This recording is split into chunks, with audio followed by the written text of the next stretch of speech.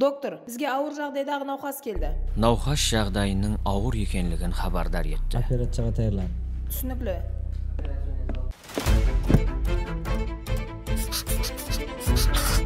Хирург.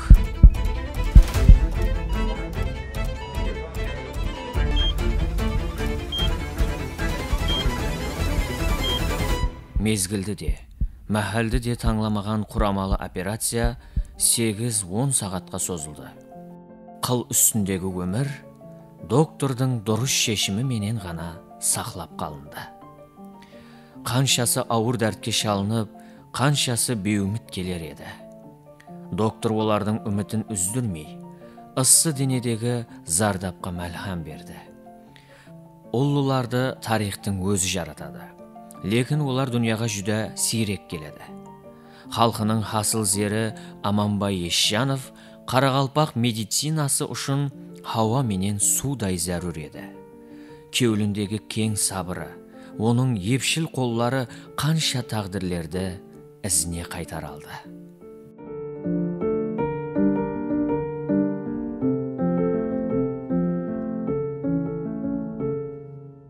Аманбай Тұрсынбаевич Қарақалпақстанның бір маңайына тіккен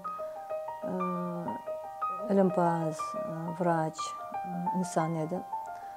Оның қысқа дәуір ішінде бір ашық, жарқын өмір жасады. Енді оның образы мен ойлаймын суаққа дейін толық ашылған жоқ. Себебі оның потенциалы жүдә күшлі еді. Ол ірі пікірлейтұғын, мәрт, өзінің жұмысын жақсы білетұғын, шұқыр ілімі жұмысларын істейтұғын, ілімі тараудан со ілімі жұмысларға жақсы диққат беретұғын, ілімпаз сипатында өзінің орнын жоғары дәрежеде ие алған инсан еді.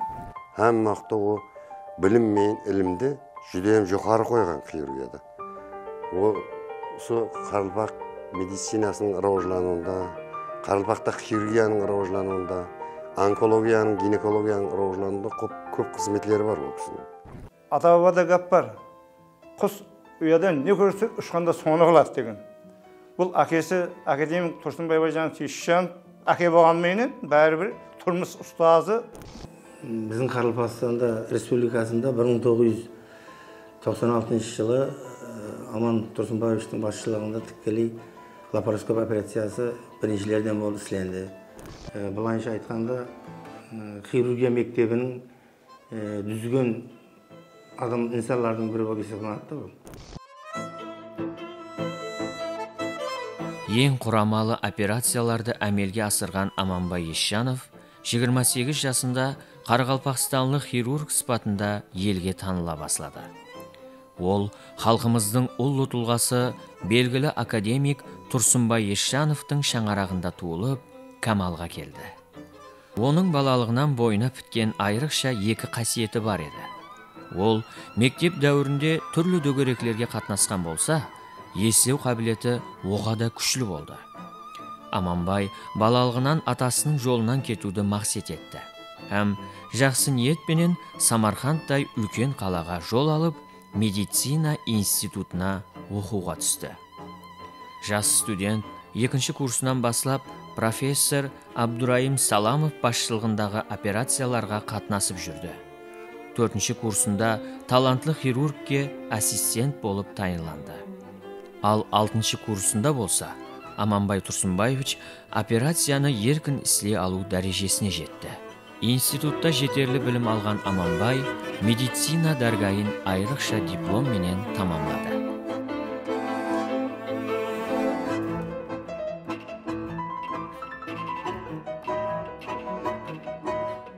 Аман Тұрсынбаевич Есжанов пенен біздер 1980 жылы Самарқанд мемлекеттік медицина институтына бірге тапсырдық.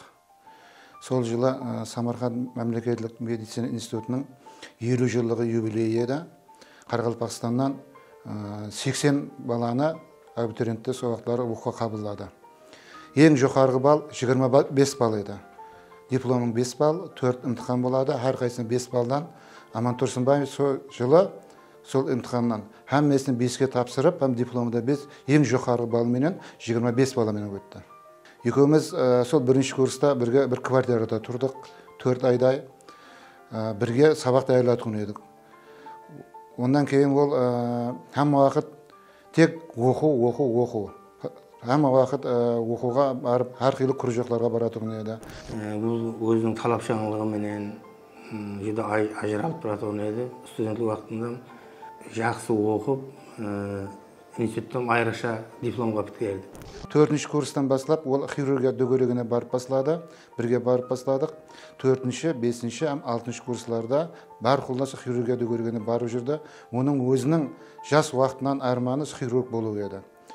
4, 5-ші, 6-ші курсларға келіп, ол емін еркін студентта аппендицит, құйма кеселіктері өзі емін еркін арқайын операция қылатығын болды. Аман Тұрсынбаевич сол уақытлары тек оқу менен бәнд болды да, ең жоғарғы стипендия менен, яғни сол уақытлары айтылған Ленин стипендиясы менен оқыды. Стипендиялар сол уақытлары 40 сом болатын болса, ол айына 100 сомлық стипендия алатын еді. Һәм тағы бір айтар кететін жеріміз, ол спортқа да жүра қатты қызығатын еді. Спорт дөңгелегіне, футбол дөңгелегіне барды сол уақытлары, боксқа барды, бірге барып, сол дөңгелеклерді бірге қатынасатын едік. 1986 жылы бірге бітіріп келдік. Самарқанд медицина институтын ол хирургия тарауы бойынша интернатура өтті, мен терапия тарауы бойынша интернатура өттім.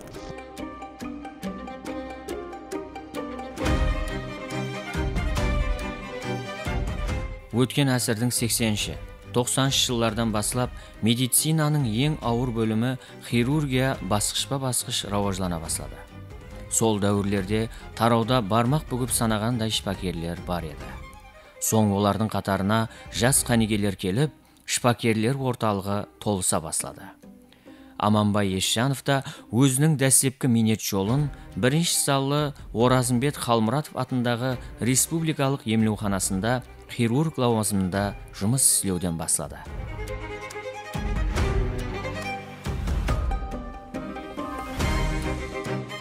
Мен 1988 жыл Бозатау районынан республикалық Халмұратов атындағы емлеуханаға врач, анестезиолог, реаниматолог болып қайтып келгенімде, ол сол жерде хирург болып істеп жатыр еді. Барлық уақыт достымыз маған келіп, парақат жора, мына операция қылажақ па, мына операция өзің наркоз бердіп, һәмме операцияларына мен наркоз беретін едім. 1990 жылы мен хирургияға өттім, һәм хирургияда да бірге істесіп басладық. Хирургияда 2 жылдан кейін 92 жылы мен хирургия бөлімінің басшылығы болдым, ол тарақал бөлімінің басшылығы болды. 96 жылы Вахидов атындағы Нөкіс хирургия ілім орайының Нөкіс филиалы ашылды, соның ол директоры болып сайланды, мен сол жерде хирургияда істедім.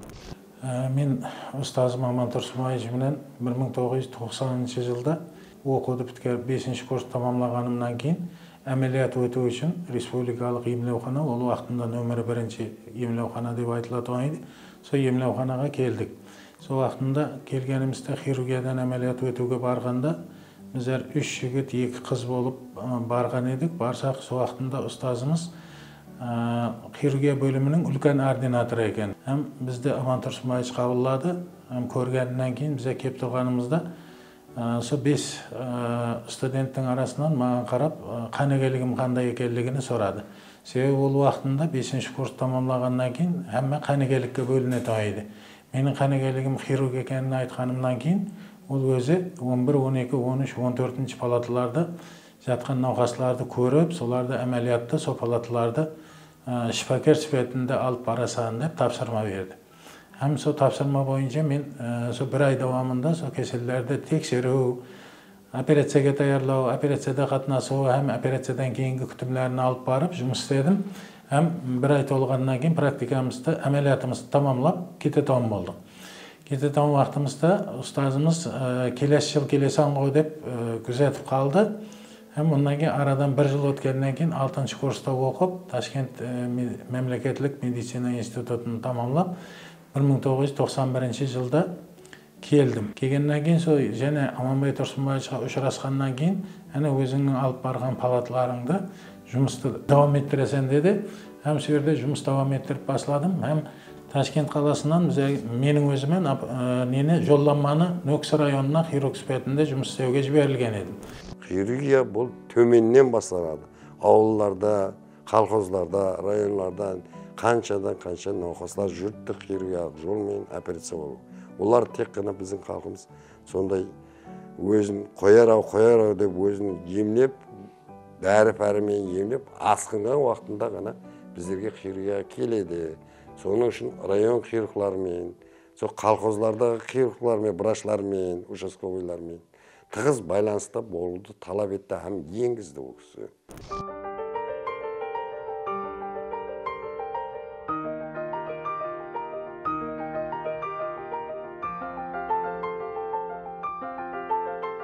Жас хирург ілім менен шұғыллануды алдына вазипа етіп белгіледі. Медицинаны ілімсіз көз алдына келтіре алмады. 1989-1992 жыллары аралығында Москва қаласында иммунология институтында аспирантураны сырттан оқып біткерді.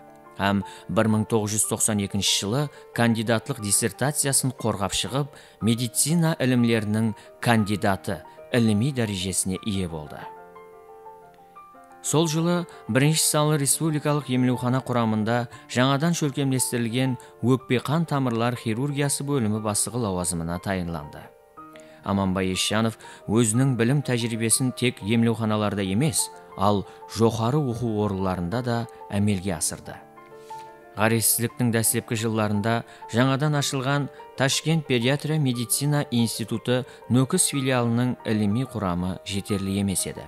Аманбай Ещанов хирургиялық кеселіктер кафедрасының бастығы лауазымда жұмыс істеп, студент жастарға медициналық білім менен бірге әмелияттан да сабақ берді.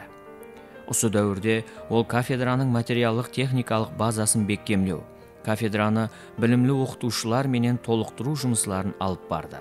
Филиалда үлгілі кафедра болып жетілсуіне ерісті.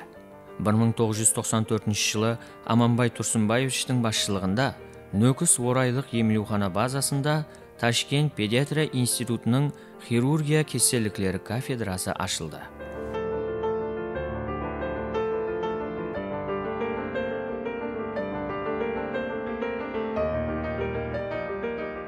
Интерна басладық та, интерна басылағынамызда сол жерде хирургия кафедрасында алдымен хирург болып істеген мен өзім.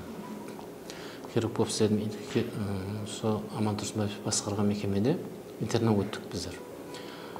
Сол бір жыл интернада 120-дан зият хирург врачлар болдық, соның ішіне 4-5 докторды өзінің қол астына істеуге алып қалды. Көп жылдан бері біздерде сол хирургия кафедрасын басқарды. Енді басқарғанда жақсы жері ол Хәмме кафедраны жақсы ұстап тұратын еді. Хәммесін бірім-бірім есапқа алып, келгенін, кеткенін, студенттердің оқығанын, кітаплар бойынша, не бойынша білгенінің бәрін жастарға үйретуге әрекет қылатын еді, һәм соны іске асыратын еді. Аманбай Тұрсынбаевтың мінезі, қылқы ол жүдә жақсы басшы еді. Ол хәммесін тәртіпке салып, ең текары бұл дисциплина.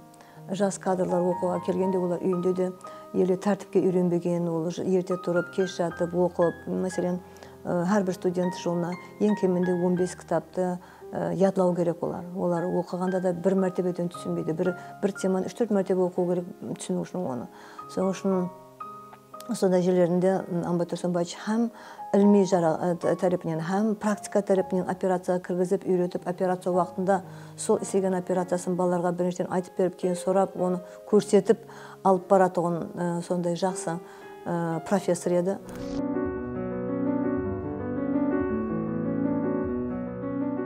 Аманбай Тұрсынбаевич ілім менен әмелиятты теңдей алып барған, ізленушен кадрлардан еді. Ол ешқашан ілімнен де, хирургиядан да қол үзбеді. Өзінің іліми ізленістілерін жүдә тереңнен іздетіледі, һәм тұрақлы түрде шұғылланып барды.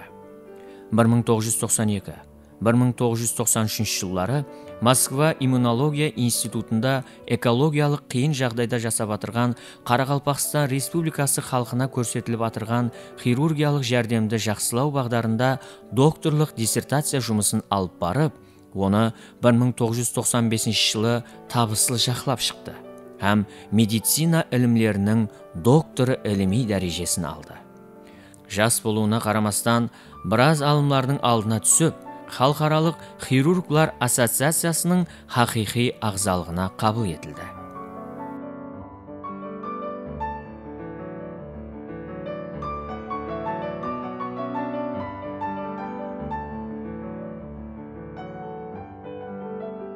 хирурглардың кітапларын, бір-бір атлас кітапларын бір-біріне салыстырып көріп отыратын еді. Қайсысында операция жақсы шығады, қайсысында со операция тез істенеді, қайсысында со операцияның асқыну аз болады. Соларды көріп, кейіннен шешіп, со операцияны істейтін еді. Ол ең жаңа операциялар еді. Қаралпақта істенбеген операциялар солайынша істейтін еді. Сол дәрежеге жетуі инсанның сол дәреже, мәселен Қайратындағы Қожаниязовлардың, емаса Орынбай Төрениязовтың, емаса Шарабаға Ұсынатовтардың сондай дәрежеге келуі бұл әдәйлікпенен болмайды бәрі де. Сол ұзақ жолдарды, ұзақ мәнзілдерді жүріп өткен болады. Сондай Аманбайда өзінің үстінде істелеп, жүда медицина тарауы әсіресе өзінің тарауында басқа тарауларды бар, бірақ медицина тестеден жаңалықтар көп неғып тұрады, соған сол заманға аяқ қосу керек. Соның ұшында ол стажировкаларда болып қайтты, басқа болды. Енді Қарақалпақтың маңлайына тіккен хирурглардың бірі еді. Оның докторлық диссертациясына Өзбекстанда академик Каримов Шавкат Ибрагимович хирургиялық жағынан басшылық еткен болса, иммунологиялық жағынан Москва қаласындағы иммунология орайының директоры Хаитов Рахим Мусаевич басшылық етті. Бұл тема арал бойы зонасында жасап отырған халықтың арасындағы паразитар кеселік эхинококозның тарқалуы һәм оның хирургиялық емлеу бойынша докторлық диссертациясын алып барды һәм 3 жыл давамында алып барылған жұмыслардың арқасында 1995 жылдың декабрь айында Москва қаласында докторлық диссертациясын жақлады. Істеген іліми жұмысларының көп қасында болдым. Докторлық диссертациясының материал жинаулары, соларды мәселен біздер Науаи облыстарында болғанбыз. Тамды районында, Үшқұдық районында 10 күнлеп, 15 күнлеп сомаларды науқастарды тексеріп, диспансеризация уақытында бірге болдым. Аман Тұрсынбаевтың докторский диссертациясы ол эхинококоз кеселдігінің адамдағы өкпеде һәм бауырда теңнен ұшырасып, һәм бір операцияның уақытында һәм өкпені һәм операцияны бауырды киста эхинококоз деген кеселін алу мәселесі алдында тұрды. Сонымен тікелей шұғылланды. Біздер ол жерде Науаи облысында бірге болдық. Кейіннен Ташкент қаласына барып, Ташкенттегі қазіргі Ташми дейді академия. Соның архивінде сол эхинококоз кеселдігі Өзбекстан бойынша қалай тарқатылған, қайсы облыстарда көп, қайсы облыстарда аз. Мәселен, Қарақалпақстан аймағында қанша бар, солардың бәрін соманнан статистикалық мағлұматтың бәрін сол архивтің шаңын ақтарып отырып, екеуміз көп көргенбіз. О заманда медик деген гостиница болар еді, соманға сол архивтің үстерелерін арқылап келіп, екеуміз таң атқанша соны болып азында апарып беруіміз керек. Сонымен шұғылланып, сондайын болып жүрген күндеріміз болды. Аспирантурадан кейін жақылап келдік, қуанып күтіп алды. Ане Сенам біздердің қатарына кіріп кетті, сол уақытта уже болды, доктор наук болды, біздер кандидат болдық. Сол уақытлары әрдайым бір тазалыққа ұмтылатырған бір ақсақалымыз еді. Енді есімде бар, операциялардан кейін кешке бір дежурстволарда қап кеткенімізде барсақ, обязательно стол үстінде кітап бар еді. Кітап һәм журналлар. Статьялар жазатырған еді. Сөйтіп, мынаны көр деп, урологқа тисе деп, маған бір журналар ұстатып, сол міне мынандай жаңалықтар болып жатыр, міне Москвада болып жатыр, мынау шетелде болып жатыр дегендерді оқу-оқал ертең керек, саған керек болады деп бір оқытатырған, бір ұстазлық бізге қылатырған бір әдеті бар еді ақсақалымыздың. Әмме науқасларға дым болмағанда ең ұзақ қарындасым деген көз қарасымен қарасаңыз, бәрі жайында болады. Һәм екінші бір нәрсесі айтатын еді, әгер қайырындадыр кімдір білімі жетін қырамай қалса, оны көбірек минет етуімен компенсация қылуға болады, орнын басуға болады деп айтатын еді. Соның үшін көбірек біздер жұмыс істеуімізді талап қылынатын еді. Һәм сол уақытында мен 2 жыл жұмыс істеген уақытымнан бастап сенім білдіріп, бүтін Қарақалпақстан Республикасы бойынша санитариялық авиация арқалы районларға қанегелігім бойынша жәрдем беруге графикке қосып қойды. Һәм қай жерінде қиналған болса, сен қорқпа, қиналатын жерің болса маған айтсаң, өзім жаныңда барып жәрдем беремен дейді ойды. Қарақалпақстан хирургиясы үшін жаңаланулар, тәжірибелер жүдә зәрур еді. Оны дәуірдің өзі, экологиялық жағдайдың өзі талап етіп тұрды. Бұны тез аңлаған Аманбай Тұрсынбаевич уақыт шеңберін жылжытпастан тарауға жаңа медициналық жаңалықтарды енгізіп барды. Өзбекстан көлеміндегі тәжірибесі артып атырған емлеуханалар менен байланыстылар орнатып, бірге іслесулерді де жолға қойды.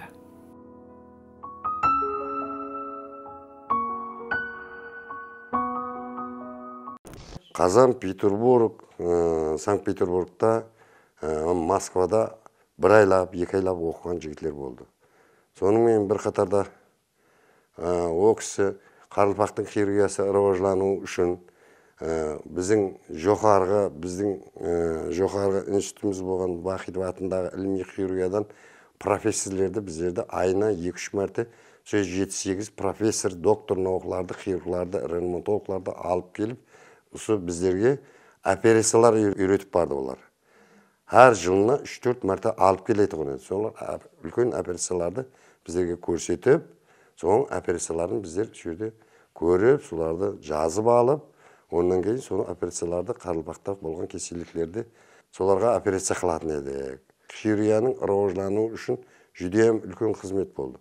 Қыстаулы медициналық тез жәрдем ілмей орайының Қарақалпақстан. Енді сол филиалды шөлкімлестіруде именно Аман Тұрсынбаевичтің өзінің қолы бар. Ол жерді ілмей орай болайын деп жатыр деп ремонтлап жатырған ақтында соның ремонтларына қатынасып, мынаманнан реанимация соғылады, мынаманнан приемный соғылады, мынаманнан операционный соғылады. Бұларды қалай соғылу керек? Созақлардың бәріне тікелей құрылысқа да араласып, оның келешегін болжап, соны экстренный центрді сондай қылып, сол дәрежеде шөлкімлестіріп берді. Ондан кейін, экстренныйдан кейін басқа өзінің жұмысы бойынша басқа жаққа өзгеріп кетті. Ондан кейін барып, жаңа акушерство гинекологияның Қарақалпақстан филиалына директор болды. Ол жерде жұмыс бастағанымыздан кейін көп жаңаланулар болды. Һәм әр тараудан хирургияның өзінде оллаған тарау бар. Сол тараулардың қанегелер бригада болып келеді айды, біздерге әмәли жәрдем береді айды. Сол әмәли жәрдемлердің арқасында Қарақалпақстан хирургиясында бір жаңа өсу процесі күзетілді. Сол уақытлары бейвасыта ұстазымыз Аманбай Тұрсынбаевичтан жаңа операциялар өзі енгізді. Ташкент қаласында, қалаверсе Москва қаласында оқып үйреніп келіп, соны біздерге әмәлиятқа енгізген операцияларын айтып өтпақшымын. Олардан біреуі мына өңеш рак кеселдігі менен ауырған уақытында адамның өңеште бір уақыттың өзінде өңешті алып тастап, асқазаннан таза өңеш тегіп орнату. Ол жүдә құрамалы операция есапланады. Соны әшәне жолға қойды ұстазымыз. Ондан кейін қарын аорталары, атеросклероз кеселдігі бар. Азыр бүтін дүния бойынша үлкен muammo болып тұрған кеселдіктерден бірі. Бұнда қан тамырлар, ірі қан тамырлар, жүректен шығатын ірі қан тамырлардың ішінде атеросклероз хасыл болып, қан тамырдың тарылуы күзетіледі. Соның нәтижесінде ол қан организмге баруы төмендейді. Сол уақытында соны кесіп алып тастап протезбенен алмастыру операциясына енгізді. Ondan кейін бүйрек үсті безінде гормонал өспелер, hem соның кеселленуі нәтижесінде науқасларда давленияның басымның жүдә көтеріліп кету халатлары күзетіліп, ол инфаркт, инсульт кеселдіктеріне алып келу қаупіні тудырады. Сондай уақытларда бүйрек үсті безini алып тастау операциясыны әмәлиятқа енгізді. Хирургия бұл жүдем қиын кәсіп. Хирургияны біздер рауажландыруымыз керек. Біздер бүгінгі күнмен жұмыс істемеуіміз керек дейін еді. Біз алдыңғы 20-30 жылды көзлеп, сол 20-30 жылды көзлеп жұмыс істеуіміз керек.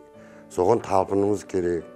Тез-тез оқуларға барып тұрмыз керек. Ташкент, Москва, Қазан қалалары, Петербург қалаларына оқуларға баруымыз керек. Әм сояқларға жігітлерді оқуға жіберіп тұрды.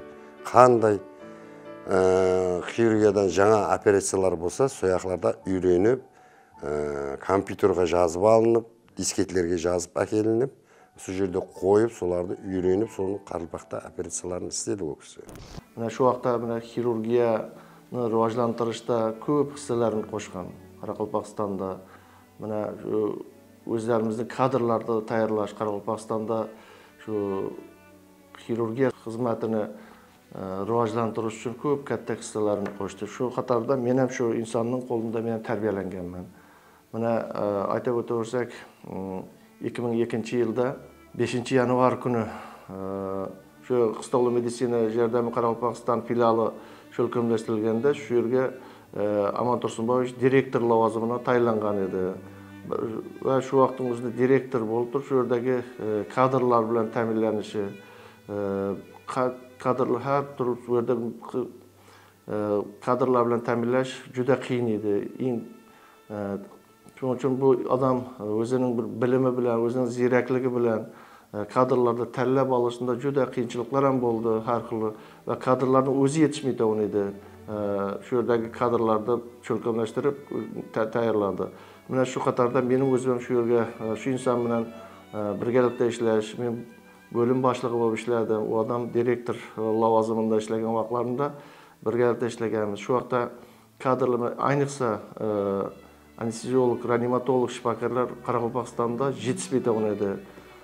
Shunda O'zbekiston Sog'liqni saqlash vazirligi bilan kelishgan holda 20 nafar Qoraqalpog'istonlik yigit-qizlarni qisqa kursda anesteziolog, reanimatolog mutaxassisligi bo'yicha tayyorlanib va shu kunda shu yerga zarurligini bildirib shunday qilgani shu cho'lkamlashtirgan shu odam. Shunga o'zimiz guvoh bo'lganmiz. Hozirgi kunda shu vaqtdagi tayyorlangan yigit-qizlar Qoraqalpog'iston meditsinasida hozir yaxshi ishlab kelyapti, yaxshi kadrlar bo'lib ishlab kelyapti. Mana Amon Tursunboyevich haqida ko'p narsalarni eslab aytsak bo'ladi. Haqiqatan ham bir xirurg inson, как rahbar sifatida, как shifokor sifatida bu odamdan ko'p narsalar o'rgansa bo'ladigan shunday bir oqsoqolimiz edi. Ko'p mamlakatlarda bo'lib, ham tajribasini orttirib, ham o'qib, ham o'zi seminarlarda qatnashib, sol yerdan olgan жаңалыкларды o'sha yerga tezroq amalga oshirсам deb tirishib, ham birgalikda vrachlar men birgalikda hammasini o'sha yerda birinchi bo'lib o'zi amalga oshiradigan edi. So'ncha operatsiya ishlagan bo'lsa, so'ning ko'pi tek qana Amon Eshyanov ishlaydigan operatsiyalar bo'lgan. Odamlar navbatda turib, Amonga operatsiya qilamiz deb navbatda turadigan edi.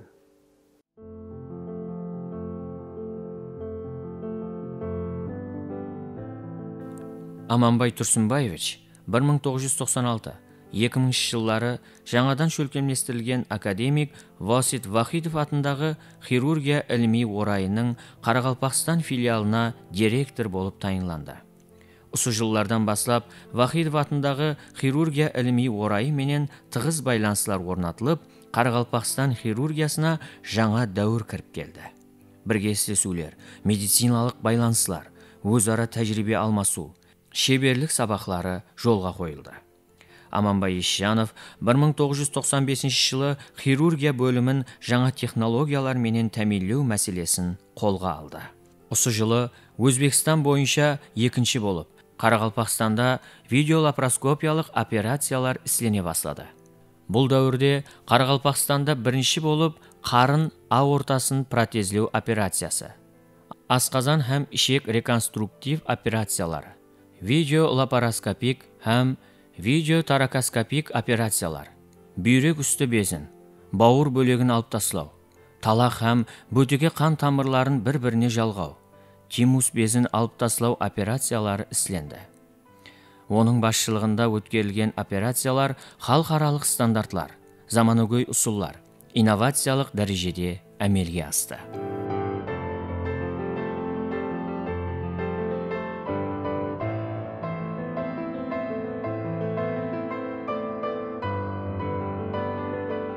Қазір енді міне малоинвазивный хирургия, эндохирургия, эндоскопия деген затлар жүлі раважланып кетті. Қазір әр райондан бар, бірақ о вақтылары енді 30 жылдан асылан болады.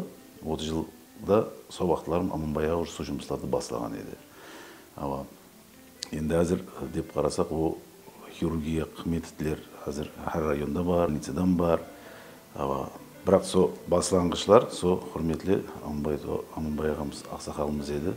Солар со Ташкеннен, Москвадан со аппаратларды көтеріп әкеп жүріп, әстен жұмысты бастап, әйтеуір со қолдан келгенше енді уақытларда аппаратлар қазіргідей заманауи емес, тек экранда көрінбейді, окулярға үңіліп отырып істелінетін операциялар еді. Енді ол хирург не істеп жатқанын біздер көрмейді, бірақ сол уақытлардан бір үлкен бір жетіскендіктер еді сол нәрселер. 1995 жылы интернат тамамладық. Интернат тамамлап болғаннан кейін бірінші мәрте оқуға бару деген зат жоқ еді. Сонда интернат уақытында өзіміз тазымыз көрсете білдік пе, сонан лапароскопия деген аппаратура бірінші мәрте Қарақалпақстан аймағына келген уақыт еді. Сонымен август айында біздер қасында және бір операция бөлімінің медсестрасы бар еді, хемширасы. Соны үшеуміз бірге үйреніп қайтуға Ташкент қаласына кетті. Ташкент қаласында акушерлік һәм гинекология институтына. Сол жерде бір ай давамында соны үйреніп келдік. Өзіміз енді аппаратураны қалай қолданамыз, соларын үйреніп, сентябрь айының 11 күннен кейін уже операцияны табысты әмелге асырып басладық. Жаңалықтарға құмар еді ұстазымыз. Қандайдыр бір операцияны әмелиятқа енгізсе, адамларға жәрдем беріп жолға қойылғаннан кейін, және қандайдыр жаңалық хақында әмі уақыт ұмтылып әрекет қылатын еді. Себебі оны қайырдадыр со журналларда, медициналық журналларда оқыса, ямаса телевизордан естісе, уақытлар енді интернет, басқа деген нәрселер жоқ еді.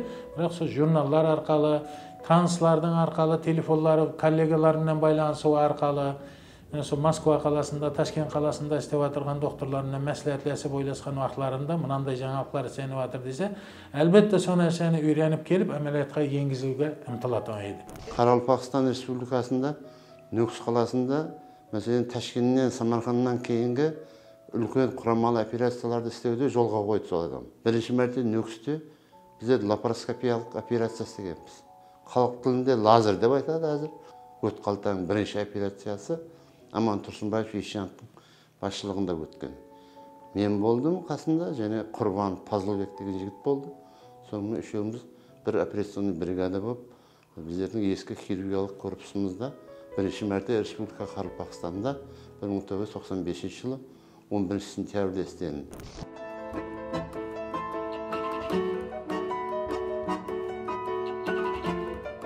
Аманбай Тұрсынбаевич 2000 жылы республикалық қыстаулы медициналық жәрдем көрсету іліми орайы Нүкіс филиалының директоры лауазымына тайынланды. Ол жаңа лауазымға кіріскен күннен бастап, тез һәм заманауи медициналық қызмет көрсетуді жолға қойып, кереклі болған медициналық үскенелер менен тәминлеу арқалы халыққа сапалы қызмет көрсетуді жолға қойылды. Аманбай Тұрсынбаевичті Қарақалпақстан эксперименталлық һәм клиникалық медицина ілім іздетлеу институты директоры лауазымына бекітіп, республикамыз халқы денсаулығына қиын экологиялық факторлардың кері тәсірін үйрену үстінде іліми жұмысларды алып барды. 2008 жылы бірінші санлы Оразымбет Қалмұратов атындағы республикалық емеухананың жаңадан шөлкемлестірілген көкірек қапесі һәм қан тамырлар хирургиясы бөлімінің меңгерушісі болып тайынланды. Сол заманда біздің республикамыз бойынша Ташкеннен кейінгі екінші орын үлкен полостной хирургия дейді. Қарын босылығы, көкірек босылығы, қан тамыры кеселіктері бойынша біздер Ташкеннен кейін екінші орында үлкен операциялар істелінді. Төс сүйегінің арқасында жайласқан айрысыман без деген без болады адамда. Ол жасы үлкеюіменен сол без кішірейіп, өзінің функциясын тоқтатады. Айрым адамларда сол функциясын тоқтатмай қалғанлығы нәтижесінде қол аяқтарында хәлсізлік, хәттәки демалуға қиналатауын, ауқат жей алмай жұтынуға қиналатауын кеселlik, бұл миастения деген кеселlik пайда болады. Һәм сол миастения кеселлігі жүді ауыр өтеді. Сол ауыр өтіп отырған науқасларға операция істеп, айрысыман без алып тасланса, науқастың ахвалы анағұрақым жақсыланады. Сол операцияны ұстазымыз әмәлиятқа енгізді. Қыздың жара кеселдігінде, онкология кеселдігінде қызылөңішке де көп операция еді. 7-8 сағатлық операция. Асқазанды алып тастау операциялары, тимус деген безді алып тастау операциялары қатты қиын тұрады, машағатлы, құрамалы операциялар керек, һәм ұзақ давам етеді. Оны істеп шығу үшін адамға бірінші ретте білім керек, екінші ретте физически өзі денсаулығын керек болады. Созақлардан қашпай Усманда хирургияны жолға қоямыз деп көп бұрылыс жасаған адамның біреуі.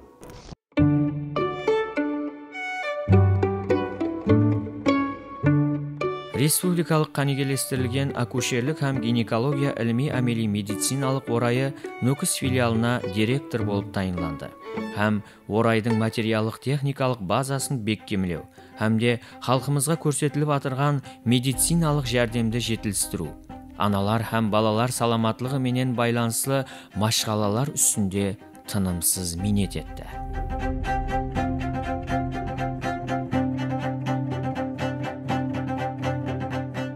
Туу үйіне келген вақытлары ол кісінің істеген жұмыслары деп енді бір қатар бір нелерін көрдім. Бірінші істеген нәрселері туу үйінің ахвалы дым ашынарлы ахвалда болған екен да. Қазір 3 қабатлы имарат қой. 3 қабатлы имараттың жоғарғы там қысымында ешқандай шифр, басқа зат болмаған.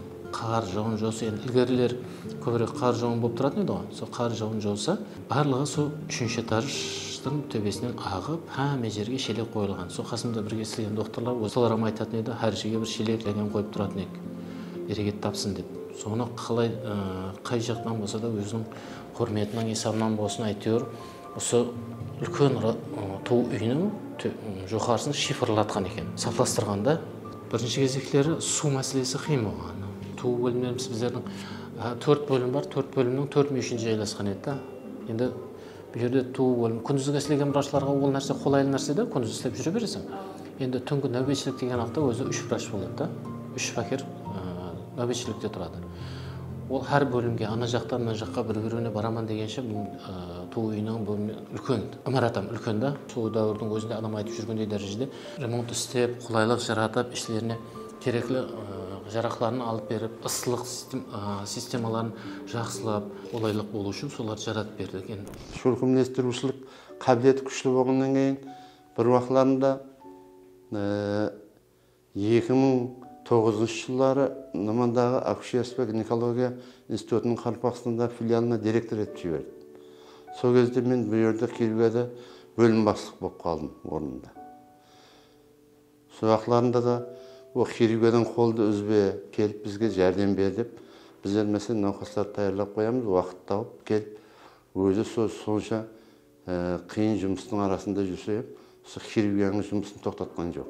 Оразымбетов Қалмұрат атындағы больницаға барып, операциялар істеп тұратын еді. Бұл жерде мен амепел әйтеуір операцияға бірге кіріп тартқышлайтын мен. Бұрыннан гинекологияның барын істедік қой енді. Сондай жұмыс басы-бас, бірақтылары өзің істей бер деп маған қойып қоятын еді. Өзің істей бер, яқшы болса бірге кіреміз әйтеуір. Қиын жерлер болады, сол уақытта шақырып, маслихат сұраймын, мынадай тұрпан деп. Сол уақытта бір неткен жерім болды, менің бір маған қолымна арзаны беріп, министерствоға арызы жазып, мені өзім жұмысыма қайтып беру, тікілеуіңізді сұраймын деген арзаны беріп жіберді. Мен баратырмын, енді маған беріп қайт дегенге консьержге тапсырып кетемін ғой. Сондай нәрсе бар, секретарына беріп кететін болсам, өтпей қайда деп тіленіп барат едім да растана. Қол қоймай қағай деп бардым, қарасам қол қоймады. Содан кейін бір жыл бірге істесіп жүрдік.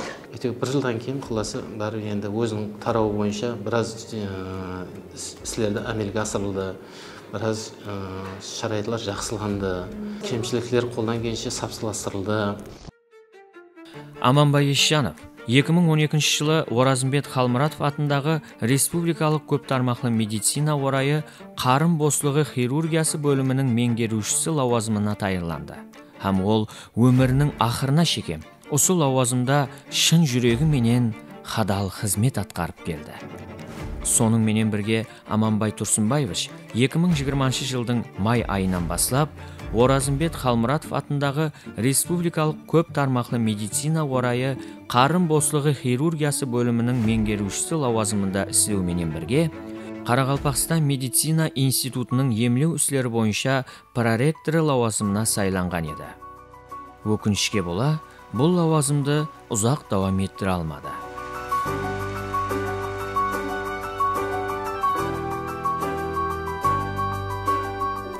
әрдайым ол жұмысқа келсе пиадалап келіп әме жерде көріп бір пікірге ие болып келеді оны еді.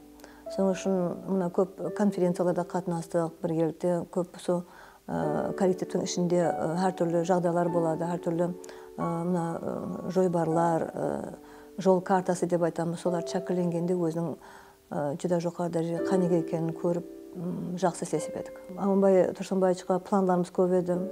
Онысы үлкен рахбар сыпатында, үлкен басшы сыпатында таярлау керек екен деген пікірге келіп отырып едім. Бұндай кадрлар 20-30 жылда шәкіленеді. Соң үшін бұндай өмірден ерте кету біздер үшін жүда үлкен қайғы болды. Сол уақытта бір естік, Қазақстаннан бір жас бала келіп, тамағынан ауырған екен. Бұлар хаммесі эндоскопия қылып басылаған, тамағын біреу көрген, Аман ағада қатынасқан оның несіне.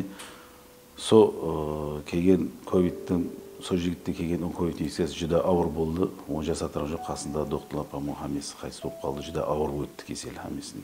Ковид эпидемиясы, пандемиясы пайда болған уақытында сол ковид кеселлігінен күтілмегенде жаңа 57 жасқа толған уақытында анық hem fizikалық, hem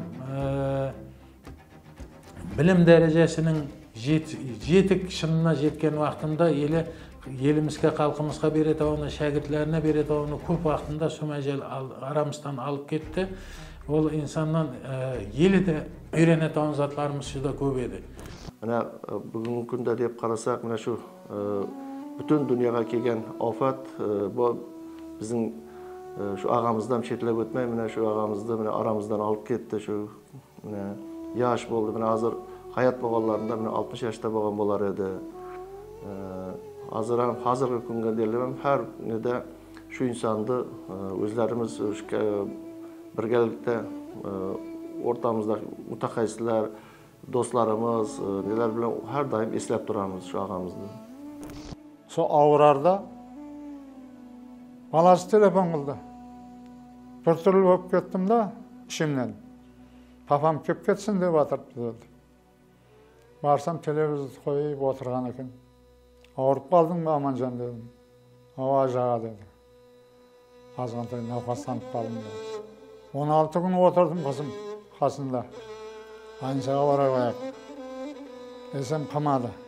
Ya acaba үйde deyip de жаңы шығатыннан азғандай алдым. Ажаға апарсаң апара қой деді. Расын айтқанда апардық та қайттық.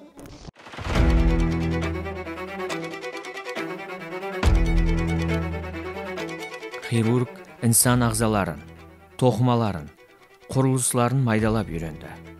Оның авторлығында 100-ден астам ilmi мақалалар менен 2 монография жарық көрді.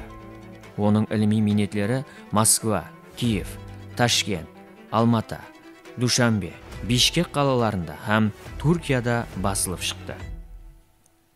Ешжанов Аманбай Тұрсынбаевичтің халқымыздың денсаулығын сақлауға, Қарақалпақстан медицина ілімін рауажландыруға қосқан үлесілері есапқа алынып, 2000 жылы Қарақалпақстан Республикасына минет сіңген денсаулықты сақлау қызметкері құрметлі атағы берілді.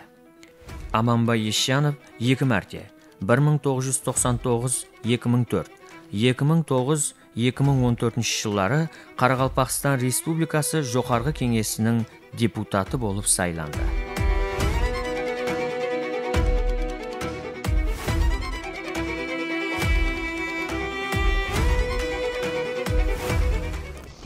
Қайырды іслемесін Аман Тұрсынбаевич Ешжанов жүдә бір күшлі организатор екен, бұны өзі көрсетті, һәм өзінің бірнеше кадрларын, жүздеген Қарақалпақтың хирург кадрларын таярлады десем болады. Татарстанға бір группа түзіп, өзі 20-ге жақын кадрларды хирург, әртүрлі мұтақайсыз анестезиолог, терапевтлер, башқалар һәммәсін топлап, өзі басшылық қылып, бір айлық дипломнан кейінгі мәләке асырышқа алып барып, өзі басшылық қылып барып келген. Өздерімізде де шу жұмыс башлаған уақытларымызда оқытуға постоянно әр дайым оқыңлар деп кадр таярлаш мәселесі бойынша. Міне шу өзінің талапчаллығын, мәселен мен шәкірті сипатында менің өзімнен шу күнге дейін азыр қолдаймын шу затларына.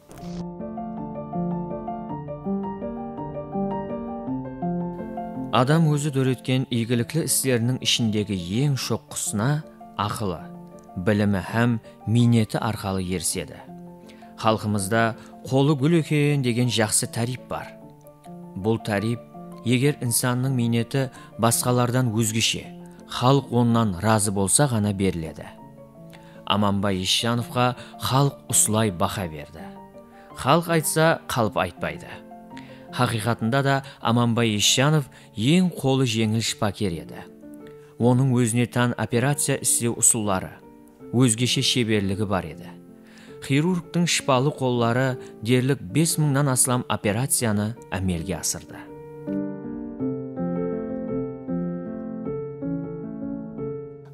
Лазер скальпел ең біріншілерден болып Қарақалпақстанда істелетті. Лазер скальпелмен операция қылатын едік.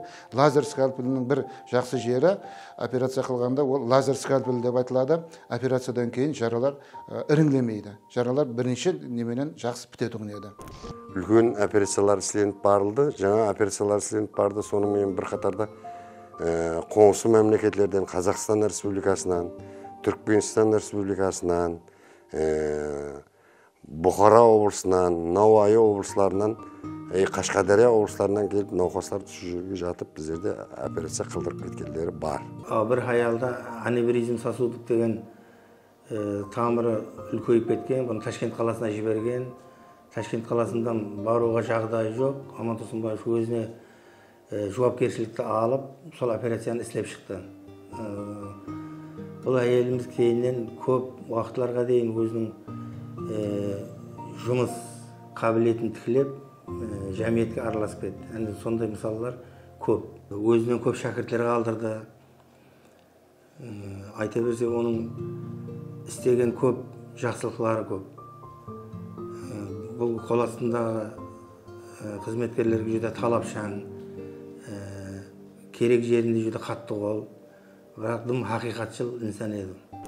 Ташауыз облысының Көнерген қаласынан бір 75 жасар апайды біздерге алып келді. Алдын 2 мәрте операция болған бұл апай. Қарын босығында үлкен бір өсімте барлығы белгіленген. Ол сөйтіп, бұл бірінші операциясын шаржауда өткізіп, онкологиялық кеселік деп ашып жауып тасланған. Кейінгі операциясын бір жылдан кейін Ашқабат қаласында неміс хирургларымен бірге Түркменстан хирурглары Ашқабат қаласында операция істеген. Ондайам бұл операцияны давам еттіру шарт емес деп жауып тасланған. Біздерге жіберді, оқ апайды біздер аортаның аневризмі, ямаса аортаның кеңейіп кеткенлігі, істемей қалғанлығы, сол диагнозын қойдық біздер. Операция қылу керек екенлігін қиын ахуалда болатығын, протез қоятығымызды айттық. Сөйтіп, операция істелініп, протезирование істелінді. Аортадағы аневризм алып тасланды. Оның үлкенлігі жүдем үлкен еді. Ол алып тасланып, аяқ бетке протез қойып, қан тамыры аорта жалғанды. Бұл операция сондай қуанарлы болды. Қарақалпақта бірінші мәрте істелінуі, және бұл операция жүдем біздер үшін сәтілі өтті бұл операция. Науқас тезде аяққа тұрды, жасы үлкен болуына қарамастан. Тезде жүріп кетті, қан тамырлары істеп кетті, аяқлары істеді, қан айланыс тармақлары қайттан тікленді. Науқастың ахуалы жақсыланып, үйіне қанағатландырылық жағдайда шығарып жіберіліп, 3 жылға дейін сол науқастан біздер хабарласып тұрды. 19 жылы Қазақстанның Ақтау облысына 2 апталық демалысқа кеттік, отпуск алып. Сол уақытында мен көргенім Аман Тұрсынбаевтың Қазақстанда сонша шәкіртлері бар екен, сонша таярлаған кадрлары бар екен. Біздерді күнде бір докторымыз, бір шәкірді, біреу қонақ қылып, ізет қылып, хүрмет қылып, біздің республикамыздың атын, докторларымыздың атын сондай дәрежеде хүрметпейін айтты. Мен бұған жүде қуаныштымын, мен соның куәсімін.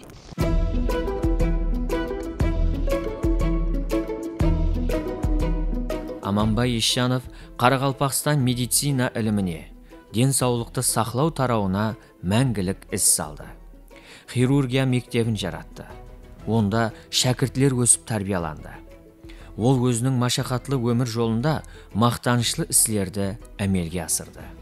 Шаңарағында бақыт қорғанын жаратты. Аманбай Турсунбаевич перзентлерін кәміл инсанлар етіп тәрбиялап, жетістірді.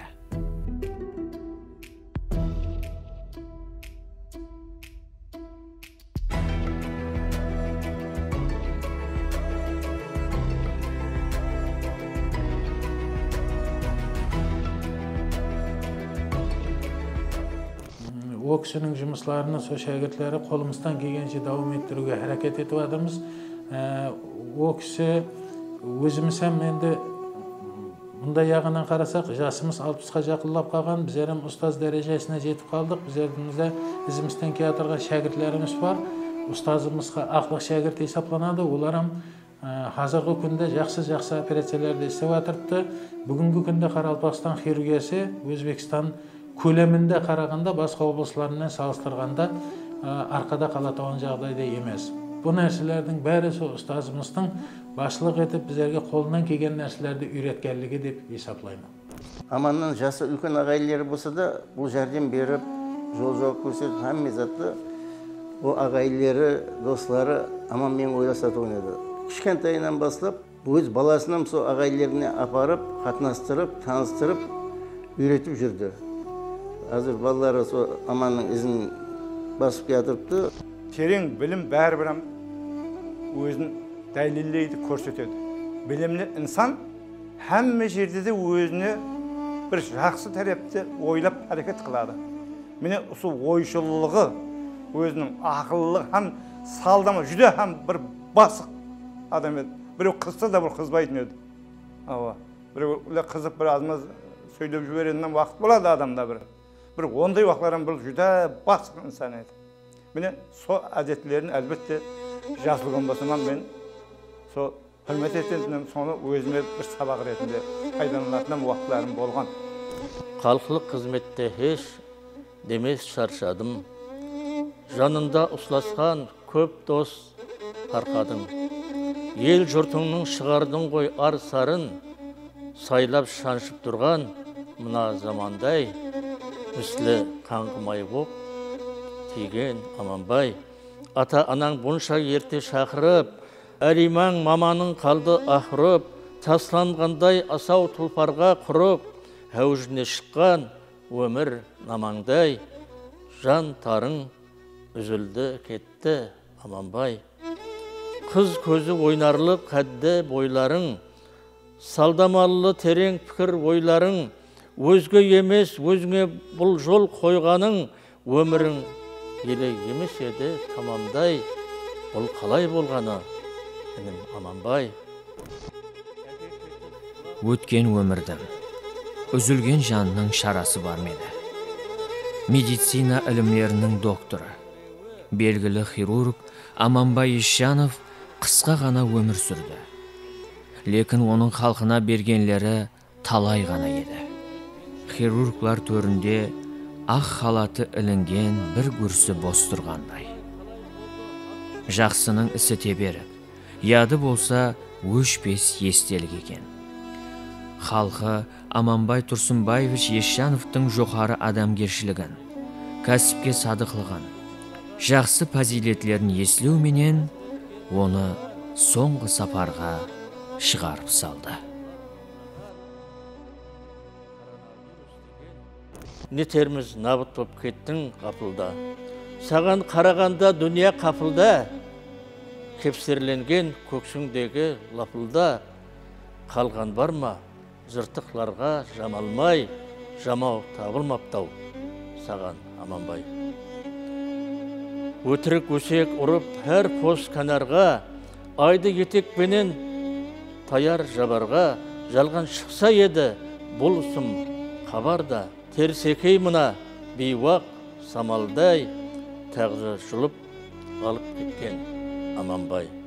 Үзілді деген сол жаслай жұлыны, хақтың еркі не етсе өз құлыны, соңыра аман сақлап жалғыз ұлыны, маманың дүнияға беккем қаланғай, басқа сөз табылмай тұрман Аманбай.